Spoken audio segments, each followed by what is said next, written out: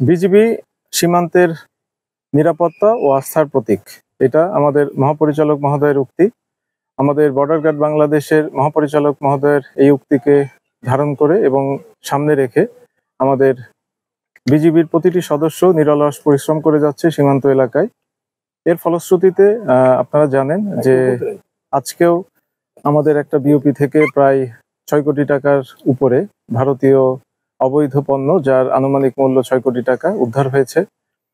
এবছর আমরা এ পর্যন্ত প্রায় 110 কোটি টাকার ভারতীয় অবৈধ পণ্য জব্দ করেছি এবং বিজিবি 24/7 নিরলসভাবে আন্তরিকতার সাথে এবং সর্বোচ্চ সচেষ্ট থেকে সীমান্ত এলাকায় দায়িত্ব পালন করে যাচ্ছে।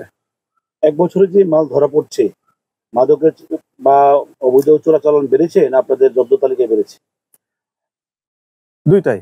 আমাদের তুলনামূলক এখন মাদকদ্রব্য এবং অন্যান্য যেই অবৈধ পণ্য সেগুলো আসা তুলনামূলক কমেছে আমাদের বিজিবির তৎপরতার কারণে।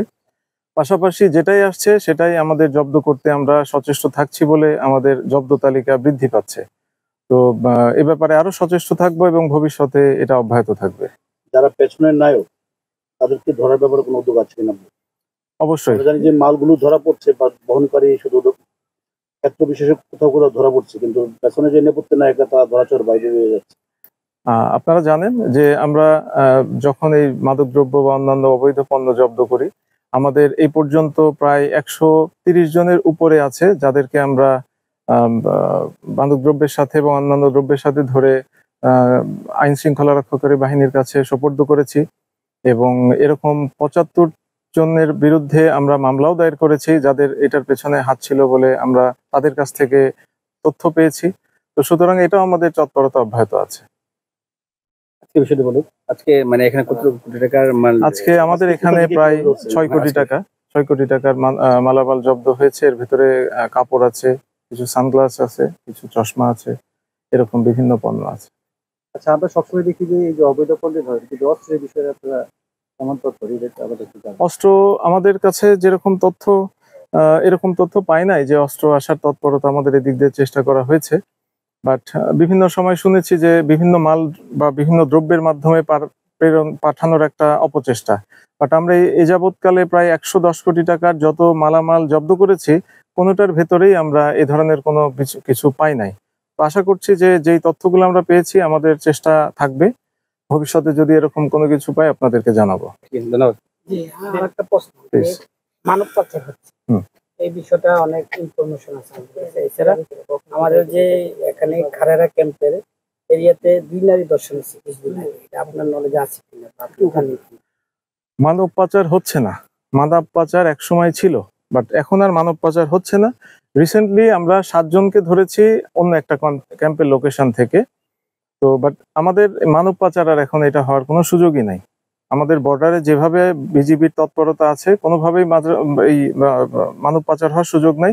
পাশাপাশি মানব পাচারের সাথে যারা জড়িত ছিল এদের নামে অনেকগুলা কেস আছে এবং সেই কেসগুলোকে আমরা আইন শৃঙ্খলা রক্ষাকারী বাহিনীর মাধ্যমে স্পেশালি দেখার জন্য তাদেরকে যেন এলাকায় ঢুকে এই ধরনের কাজ না করতে পারে সেটার জন্য আমাদের চেষ্টা অব্যাহত আছে।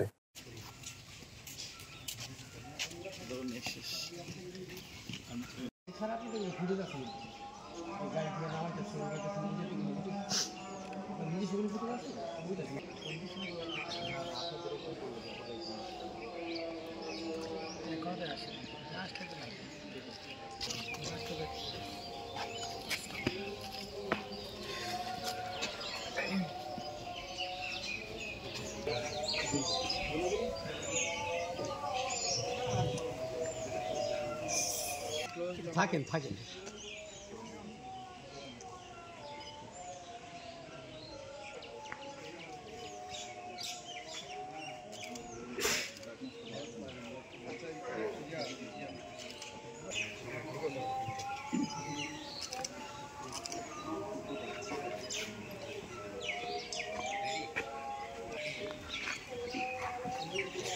ঠিক আছে।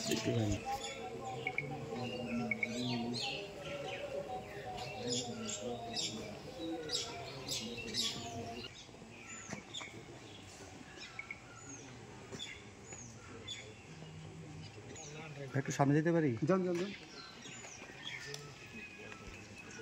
সামনে যাও না, সামনে যাও না, সামনে যাও না।